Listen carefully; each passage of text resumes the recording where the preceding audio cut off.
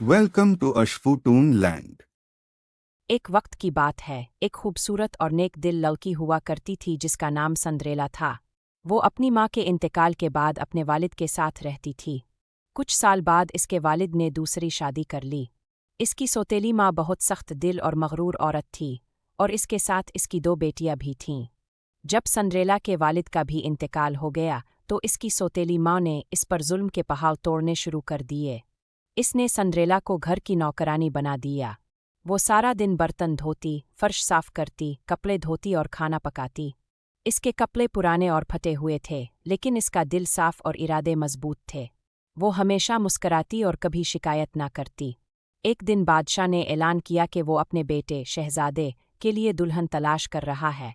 इस मकसद के लिए एक अजीम अलशान दावत का एहतमाम किया गया, जहाँ तमाम रियासत की लड़कियों को मदऊ किया गया। संद्रेला की सौतेली बहनें भी इस दावत के लिए बहुत पुरजोश थीं।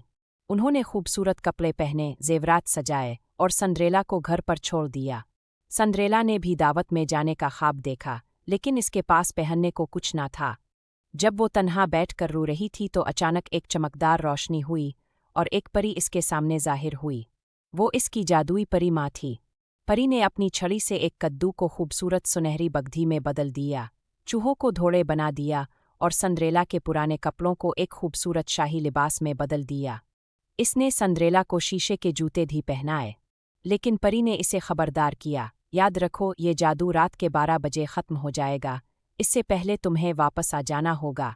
संद्रेला महल पहुंची तो सबकी नज़रें इस पर जिम गईं। शहजादा भी इसकी खूबसूरती पर फरेफ्ता हो गया और सारी रात इसी के साथ नाचता रहा। संद्रेला वक्त का होश भूल गई, लेकिन जैसे ही घड़ी ने 12 बजाए वो भाग गई और इस भाग दौड़ में इसका एक शीशे का जूता महल की सीढ़ियों पर रह गया। शहजादा बहुत उदास हुआ। इसने ऐलान करवाया कि वो इसी लड़की से शादी करेगा जिसका पाँव इस शीशे के जूते में आ जाएगा। सारे मुख में तलाश शुरू हुई। शहजादे के आदमी एक एक घर गए। जब वो संद्रेला के घर पहुंचे तो आखिर में संद्रेला सामने आई। इसने जूता पहना जो बिल्कुल इसके पाँव में आ गया। सब हैरान रह गए। शहजादे ने इसे पहचान लिया और फौरन शादी की पेशकश की। इस दिन के बाद संद्रेला खुशी खुशी महल में रहने लगी और सबके साथ नरमी और मोहब्बत से पेश आती। संद्रेला की कहानी हमें ये सिखाती है कि सब्र, नरमी और नेकी हमेशा कामयाबी की तरफ ले जाती है, चाहे हालात कितने भी मुश्किल हो।